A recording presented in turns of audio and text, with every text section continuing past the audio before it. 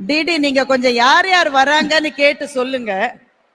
யாரும் வராதப்போ நான் பேசுறேன். துணை முதலமைச்சர் மற்றும் எல்லா அமைச்சர்கள் உள்ளிட்ட முன்வரிசையிலே இருக்கிற பிரமுகர்கள், அவையெங்கும் நிறைந்திருக்கிற பெரியவர்கள், மாணவர்கள், மாணவிகள் எல்லாருக்கும் என்னுடைய பணிவன்பு கலந்த வணக்கம்.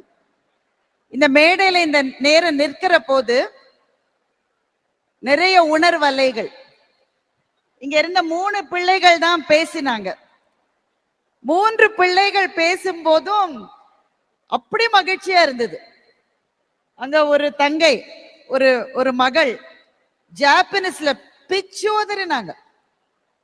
அவங்க என்ன சொல்ல வந்தாங்கன்னா, நான் முதல்வன் என்ற வாய்ப்பை கொடுத்த தமிழக அரசுக்கு நன்றி சொன்னாங்க. இன்னொரு மாணவி ரொம்ப ரொம்ப இமோஷனலா, அவங்களுக்கு பெரிய நிறுவனத்துல கிடைச்சிருக்கிற வேலையினுடைய முதல் சம்பள கவர இந்த மேடையில்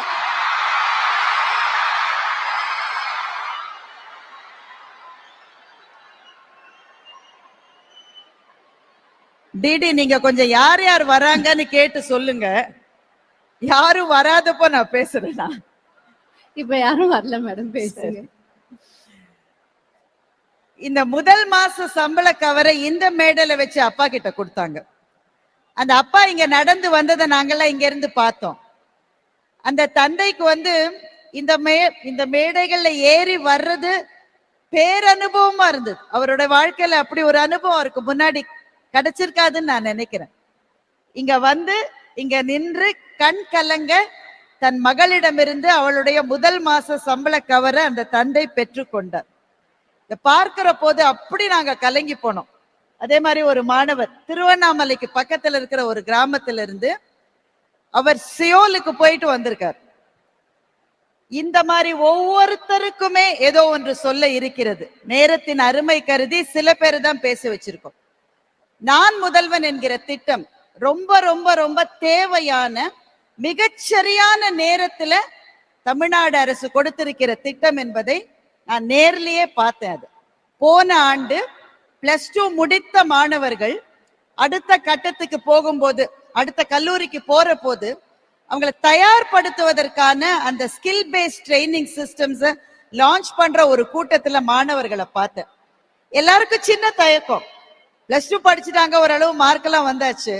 அடுத்த நிலை கல்லூரிக்கு போற போது எப்படி பேசுவது, எப்படி நடந்து கொள்வது, பிளேஸ்மெண்ட் எல்லாம் வந்தா அங்க எப்படி ஃபேஸ் பண்றது, இந்த தயக்கம் நாங்கெல்லாம் படிச்ச காலத்துல இந்த 30-35 ஆண்டு காலமா அட்ரஸ் பண்ணாத ஒரு தயக்கத்தை நான் முதல்வன் ஸ்கீம் இந்த மாணவர்களுக்கு விலை மதிக்க முடியாத ஒன்றை கொடுத்திருக்கிறது. வேலை வாய்ப்பை கொடுத்திருக்கு, ஸ்கில்ஸை கொடுத்திருக்கு. அதெல்லாம் ரொம்ப பெரிய விஷயம். அதெல்லாம் விட பெருசா ஒண்ணு கொடுத்திருக்கு. சமூகத்தை பார்க்கிற தன்னம்பிக்கையை இந்த குழந்தைகளுக்கு இந்த திட்டம் கொடுத்திருக்கிறது. அதுக்குதான் அவங்க பயப்படுவாங்க. பெருநகரங்களிலிருந்து, கொஞ்சம் வசதி படைத்த குடும்பங்கள்ல இருந்து வர்றவங்களுக்கு அது ஒருவேளை இயல்பா கூட வரலாம். சிறு நகரங்களிலிருந்து, கிராமங்களிலிருந்து வருகிற குழந்தைகளுக்கு நிறைய விஷயம் தெரியும். ஆனா ஒரு இடத்துல நின்று அதை பத்தி பேசுறதுக்கு ரொம்ப பயமா இருக்கும், ரொம்ப கூச்சமா இருக்கும். தப்பா ஏதாவது சொல்லிடுவோமோன்னு.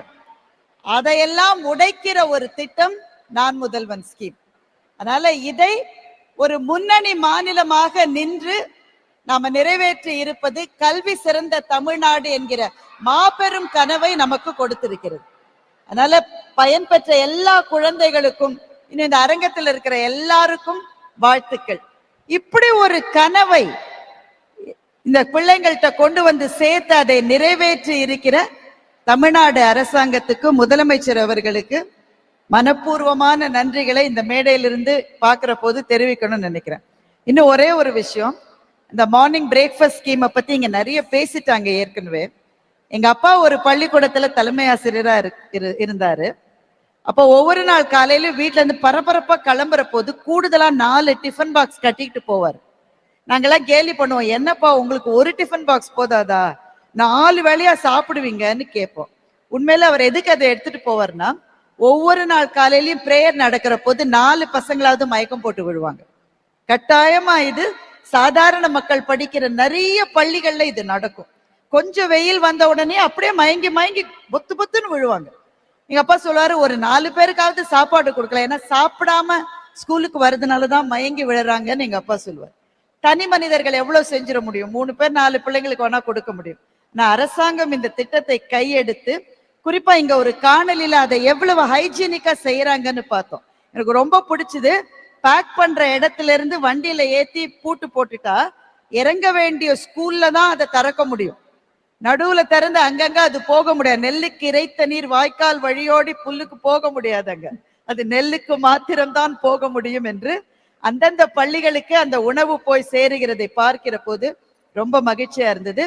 தொடர்ந்து நம்முடைய மாநிலம் கல்வியிலே சிறந்து விளங்குகிற மாநிலமாக வர்றதுக்கு நிறைய ஸ்கீம்ஸ் கொடுத்திருக்கிற எல்லாருக்கும், அதற்காக உழைக்கிற எல்லா நிலையில இருக்கிறவங்களுக்கும் என்னுடைய நன்றியை நான் தெரிவித்துக் கொள்கிறேன்.